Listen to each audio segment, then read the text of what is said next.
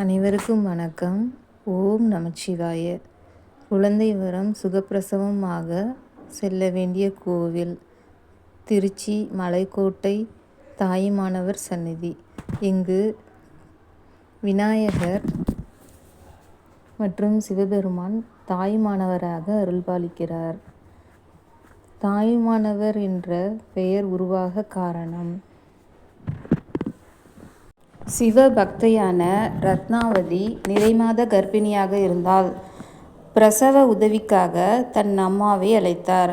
அம்மா மகளின் பிரசவத்திற்காக வரும் வழியில் காவிரி ஆற்றின் வெள்ள பெருக்கெடுத்ததால் கரையை தாண்டி வர முடியாத சூழ்நிலை ஏற்பட்டது.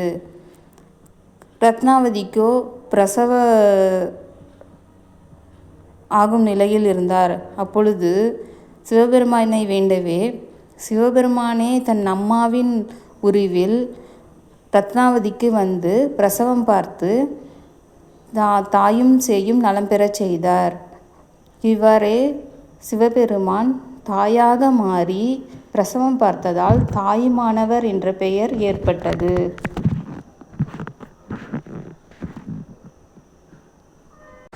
காவிரி ஆற்றில் நீர் வற்ற 1 வாரம் ஆகிவிட்டது. 1 வாரம் கழித்து உண்மையான தாய் வரும்பொழுது, ஐயோ, என் மகளின் பிரசவம் எவ்வாறு ஆனது என்று பதறி வந்தார். அப்பொழுது தாயும் சேயும் நலமுடன் இருப்பதை கண்டார். அப்பொழுது உண்மையான தாய் கேட்கும் பொழுது, என்னால் வர முடியவில்லை என்று நடந்ததை கூற, மகள் சொன்னார், நீங்கள் தானே பிரசவம் பார்த்தது என்று கூற, நான் வரவில்லையே, என்னால் வர முடியவில்லையே, அப்படி யார் என்று கேட்கும் பொழுது சிவபெருமான் நேரில் தோன்றி சிவபெருமானே தாயாக மாறி பிரசவம் பார்த்ததை அறிந்தார்கள். இப்படிதான் தாயுமானவர் என்ற பெயர் ஏற்பட்டது. அப்பொழுது சிவன் சிவசக்தி சொரூபமாக தாயுமானவராக காட்சியளித்து அருள் செய்தார்.